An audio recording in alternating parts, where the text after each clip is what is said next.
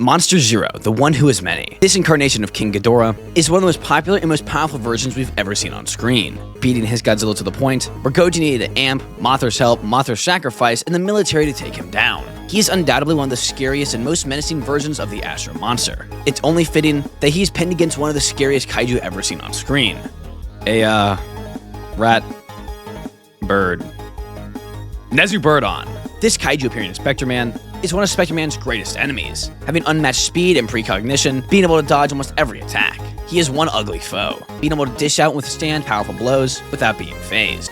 Hello everyone, and Merry Christmas. And yes, really, ending off this year's 10 Days of Christmas videos, each one getting more and more intense, I'm ending it with this stupid debate. I have literally seen no one outside my friend group ever discuss this, but gosh darn it, is it heated within my friend group. So today, we'll be discussing one of my most personally heated debates and answering the question: Monsterverse, King Ghidorah versus Nezu Birdon. Who would win? Merry Christmas, everybody. It's your host, Goji Guy, and today we are discussing by far the dumbest debate this channel has ever seen. On one end of the ring, flying in at 550 knots, 158 meters tall, and 141,056 tons, we have the devil with three heads, Monster versus King Ghidorah. On the other side of the ring, flying in at,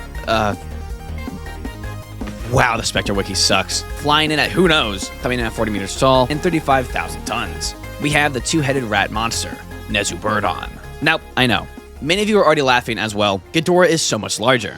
And I know, it seems like it should be an obvious outcome, but trust me when I tell you, this fight is so close that me and my friends have been debating it since last year, when the scaling Spectre-Man videos were being released. And before we dive in, I want to add that if you guys want to see more Spectre-Man videos in the future, let me know. And most importantly, we are in the final stretch of Gifts from Goji, a kaiju-sized fundraiser for St. Jude's Children's Hospital. Our goal is to reach $54,000 for kids battling against cancer and many other life-threatening diseases. Whether you have money like Ken Satso, or just got some extra cash from grandma, anything helps, as something as little as a single dollar could be the breaking point to save a child in need. Please make sure to check out the fundraiser and give what you can. And with all that out of the way, make sure to subscribe and let's dive in. Now normally I cover the categories going one by one, but since I want to go in depth on Nezu Birdon, we'll be doing this kind of like Goji Chronic, covering all their feats together, and then moving on to the second kaiju.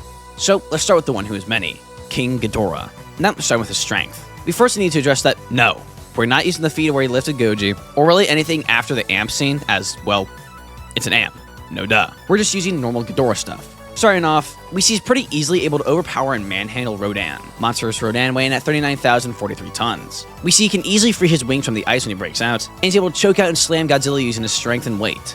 He's able to destroy buildings just by landing, and causes many shockwaves throughout the film. Now there is one statement that says he carries his storm, heavy air quotes there, which I've seen people say gets his strength to the billions of tons, which at least to me just seems silly, as he's not actively lifting it, it just happens around him just passively. That's like saying a plane going through a storm is carrying said storm.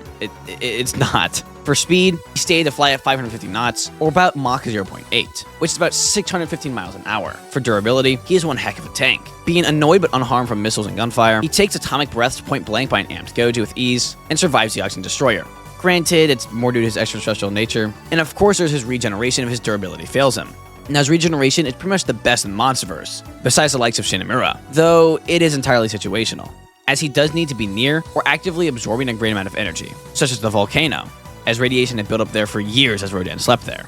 So while his regen is very good, it won't be too useful on the battlefield, as you're not just going to have them fight over a nuclear power plant or something, so while he'll still have his regeneration like any kaiju, it won't be nearly as fast as what we see on screen. And then he has a whole bunch of random abilities, such as his gravity beams, of course. He has his storm, which as I said, he just passively creates. He has his telepathy, and he has his energy absorption, where if he can subdue his target, he can begin to drain some of their energy. And that's about everything on King Ghidorah. So with all out of the way, let's move on to Nezu Birdon. Onto the radioactive rat, Nezu Birdon. Now given Nezu's from a Toku show rather than a film, we need to quickly address the other kaiju and feats from the show that appeared before Nezu Birdon. As the way older Toku shows work, is pretty much every episode there's a new, stronger kaiju than the one before. So yeah. So any impressive feats before Nezu Birdon appeared should be applicable and applied to Nezu Birdon. Though, I should have one thing. Nezu Birdon appears in episode 9 and 10, and then later comes back in episode 26. And well, given how Tokyo shows work, and how fast Spectre-Man gets more and more powerful in each show, episode 26 Nezu Birdon obliterates Ghidorah. So we will only be using the early version of Nezu Birdon. So buckle up and grab some candy, and let's dive in. Starting with his strength. Now, with how the show works, we need to look at the episodes before Nezu appeared in to get a good idea of what he can do.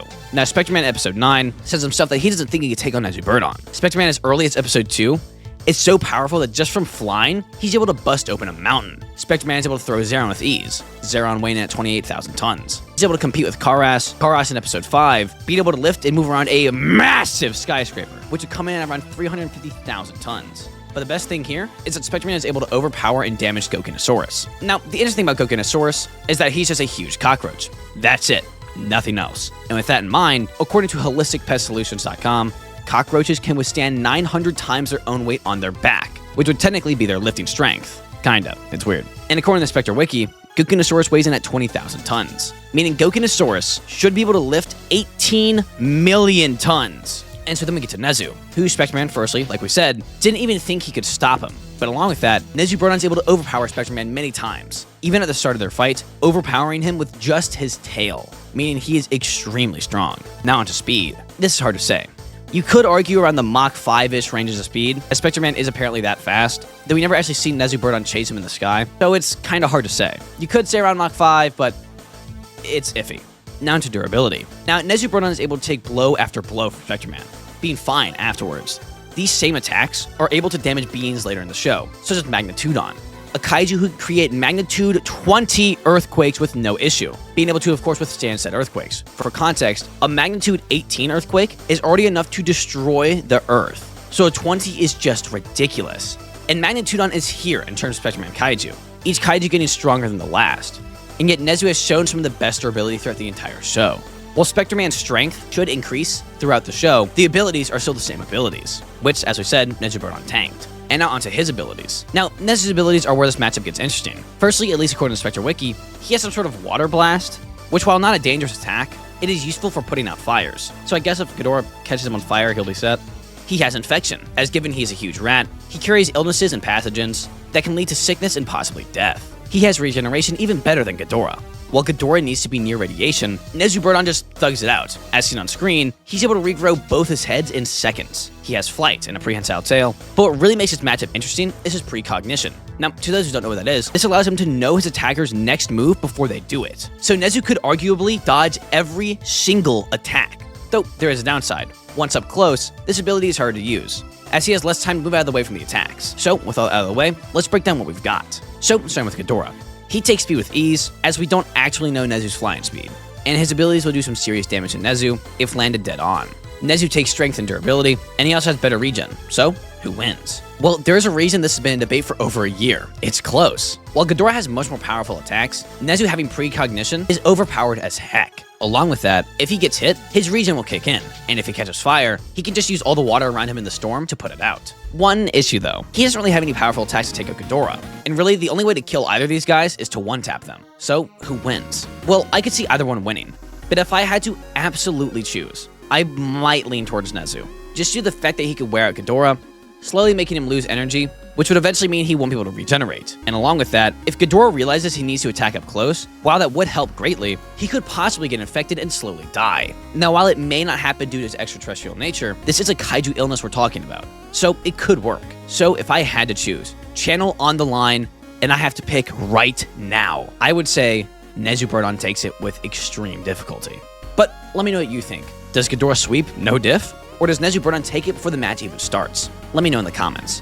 Thank you all so much for watching. Massive shout out to the one and only Dopepope for making the thumbnail. And if you haven't already, go watch the other Christmas videos. And Merry Christmas, everybody.